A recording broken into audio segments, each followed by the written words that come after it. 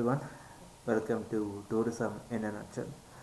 And in this video, I'm going to share my experience, my first ever PhD interview where I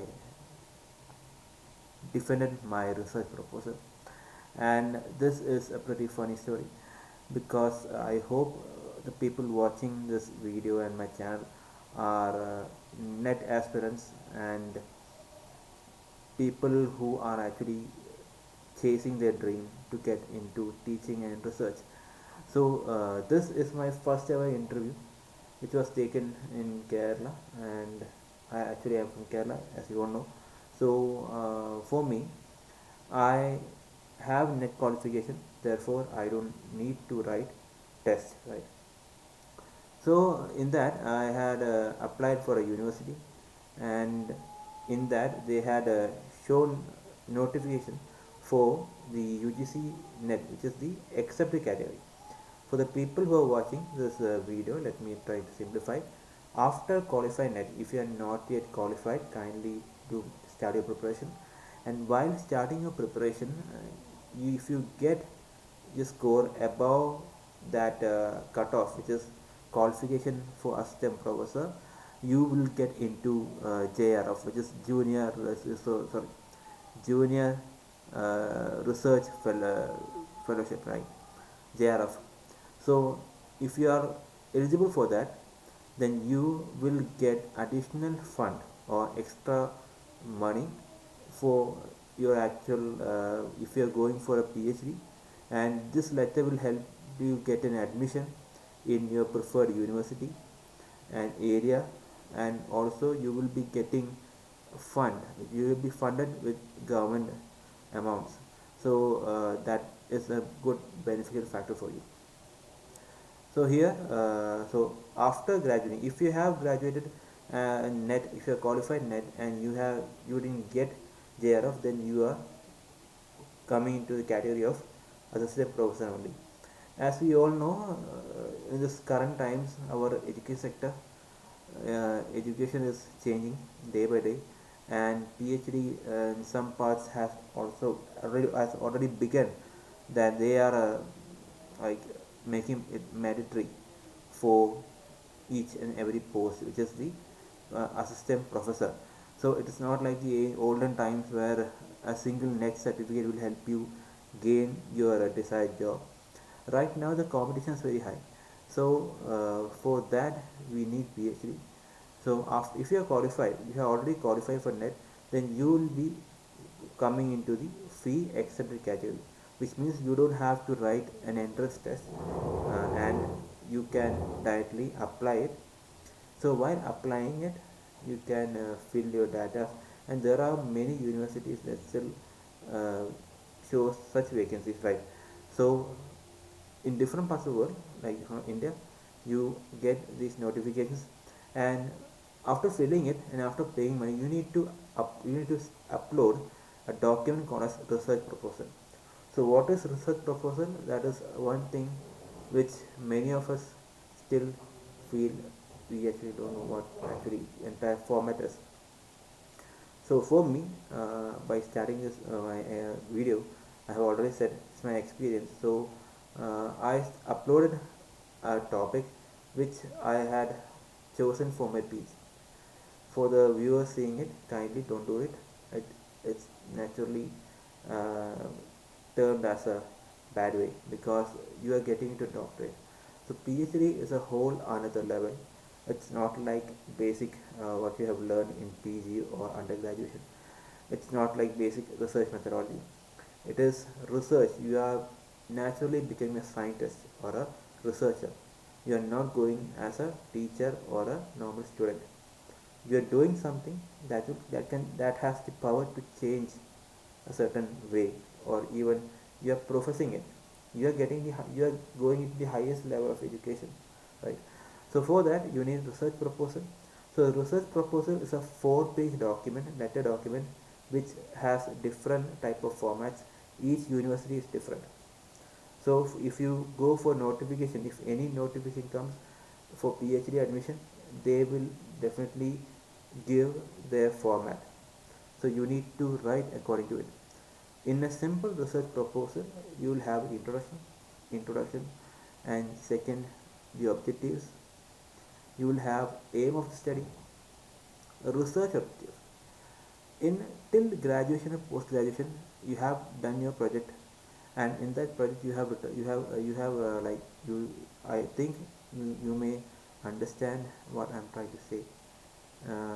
You have limitation of study, research methodology, and primary data, secondary data. Please don't write that thing. Please never try to copy or never try to put the same thing in your PhD research proposal. That is whole another thing. If you try to put it, then you are giving the stake. You are actually giving the rights to get beaten up or to get asked with so many questions, right? So for me, I made up a research proposal with my limited knowledge, because I don't know what to do. I don't have that idea. I think most of you will have the idea. You'll be better than me because you know it. You have the topic, and you may also know the area to research, right? So for me, I had a little idea, so I somehow I made it a topic. With my effort, I started learning about basic terms like hypothesis. I don't know what a hypothesis actually means. During my net preparation, I had mugged up and studied, and after all these years, I still don't know. I didn't have the idea, so I had to learn from the basics.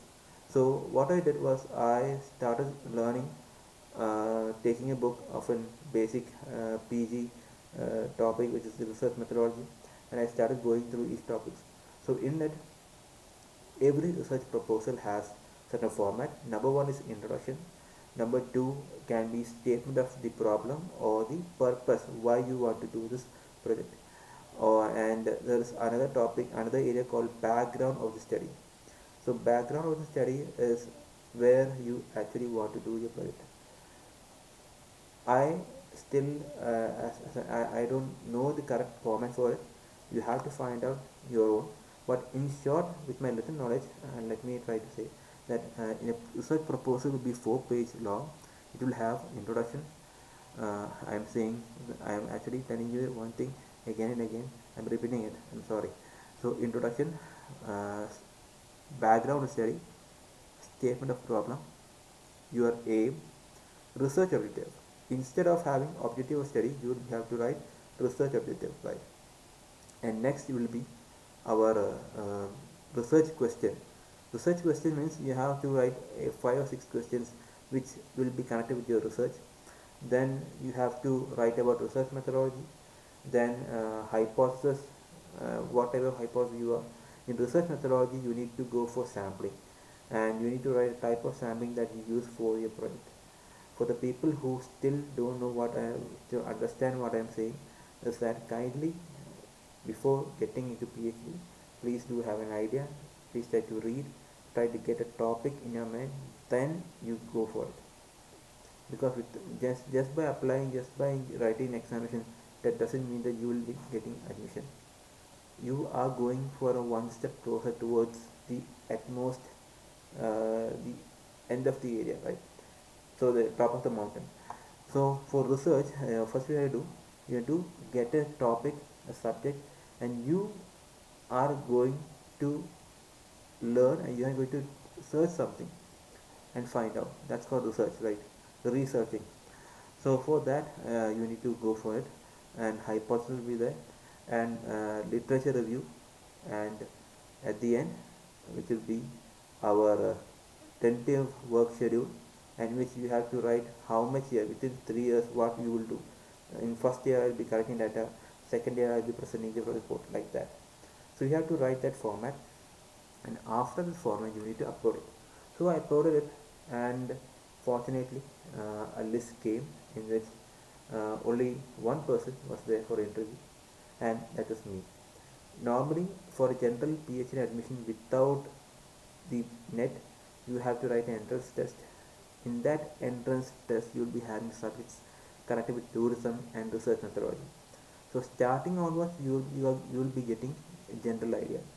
For the entrance accepted category like me, who are assistant professors and who have learned and who are in the lower level, for me, I was teaching students who have less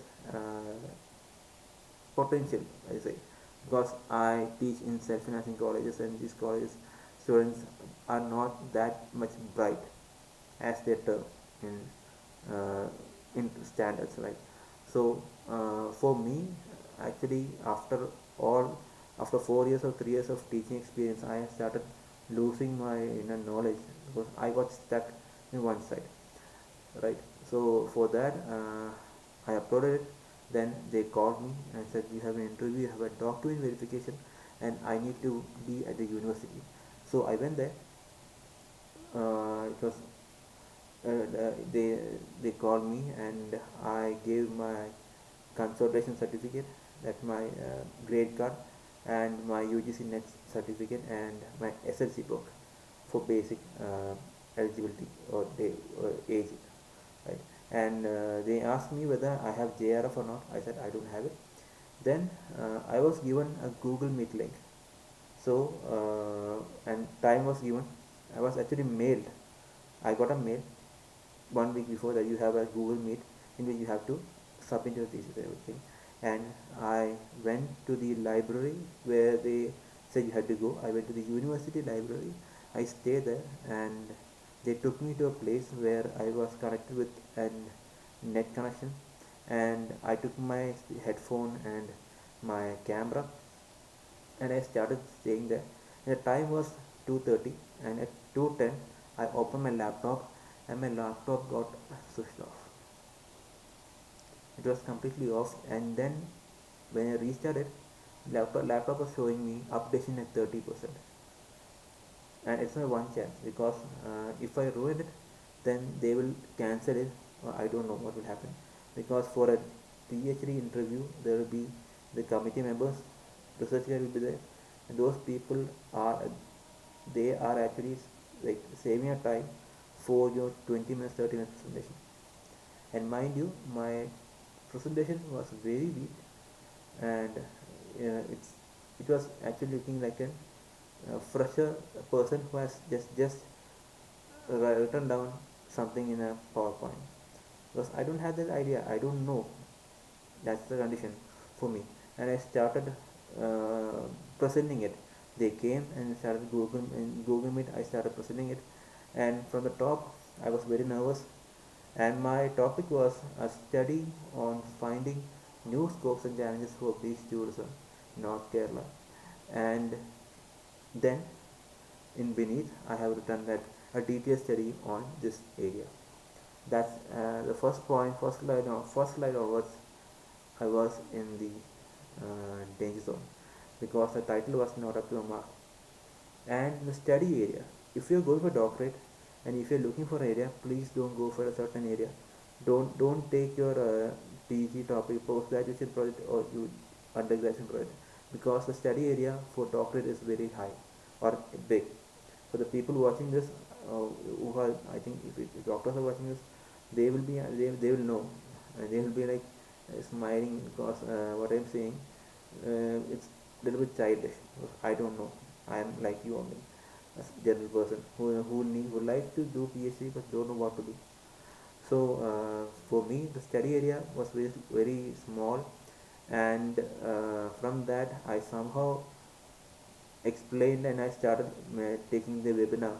I was actually, I need to do this. I know the slides are very wrong and everything, and I started presenting for 10 minutes, and after that 20 minutes of my life I was continuously questioned for each and everything. The font is wrong, the area is wrong, what you're saying is utterly wrong, and I had to justify it. The main thing is that I don't know what I was saying.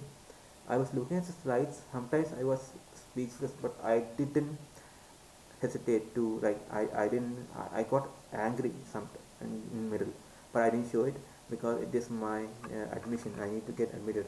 So I stayed at my ground, and I started explaining it. And one professor He said that your area is very small, you need to modify it. I said I definitely modify it, and at the end I presented it. They said your entire thing is wrong, but your presentation was good. You had an enthusiasm, you have that potential is there, so we'll be calling you. If something happens, we'll call you. And that was the end of my interview. Actually, it's not like an interview, it's more of a presentation. Your synopsis or research proposal should be fine, perfect. Please, you are taking it, kindly take a part of a tourism. If you are going for a natural based tourism, or please don't go for a certain small destination. If you are studying it, please study for a state. If you're looking for an entire state, it's okay. Please don't go for a small destination or any area for PhD students. PhD is something that's very tough and challenging for us because it will take your time, and you will get frustrated. I feel it. I just talk with them for 30 minutes. Then at that time, that 30 minutes or that time gap, no, I actually felt that pressure. But one thing happened. It really made me think. Now I know what to do. So it was my first.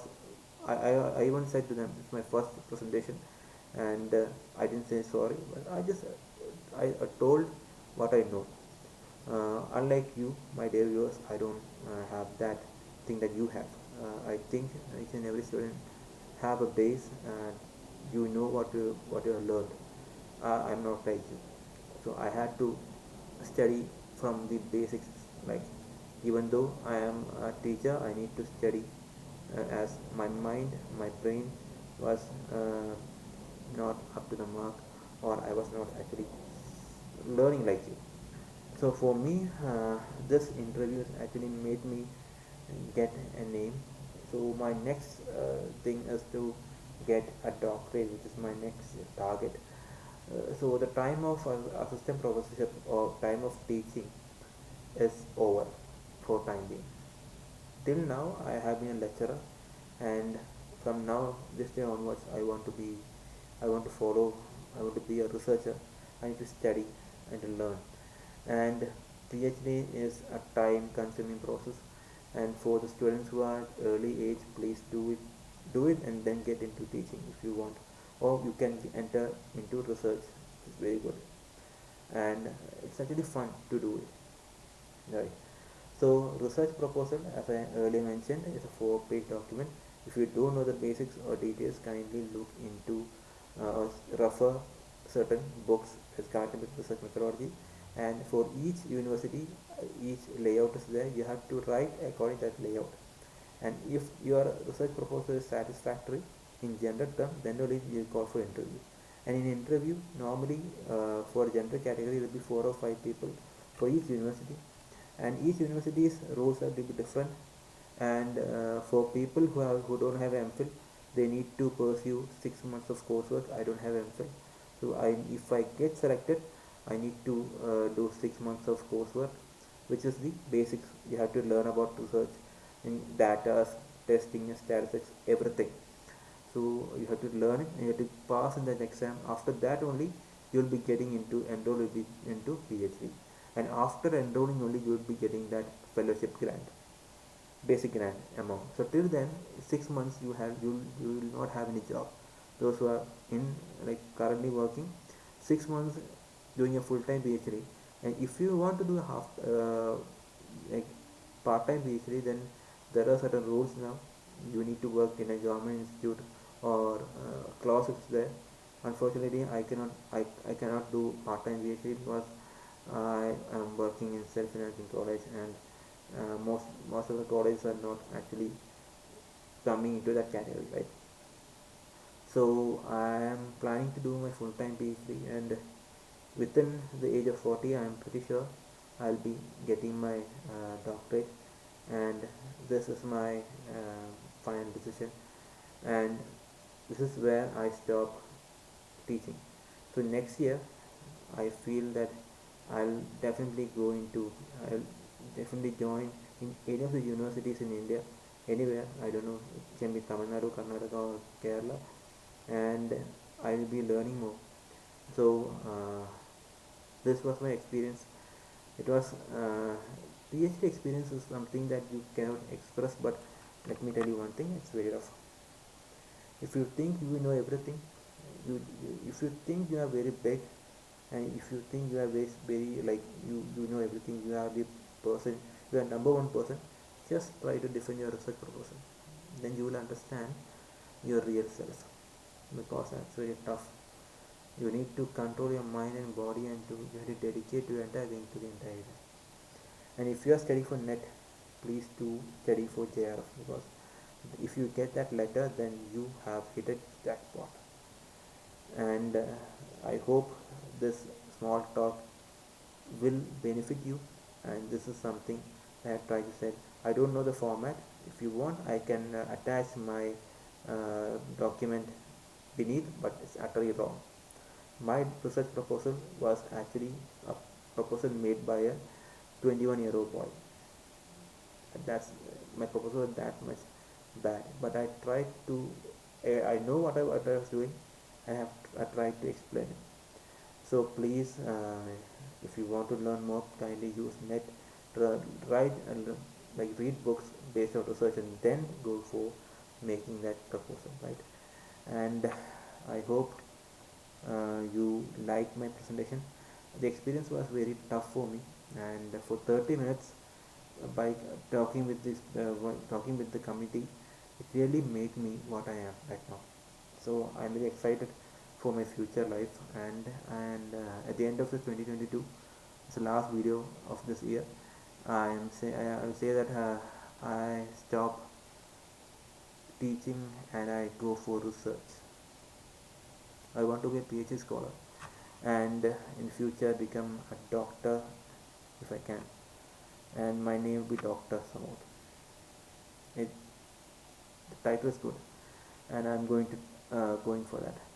So thank you for watching it, and I hope my gibberish talk and incorrect English grammar or my conversation help you in your path. Thank you, and have a wonderful year ahead.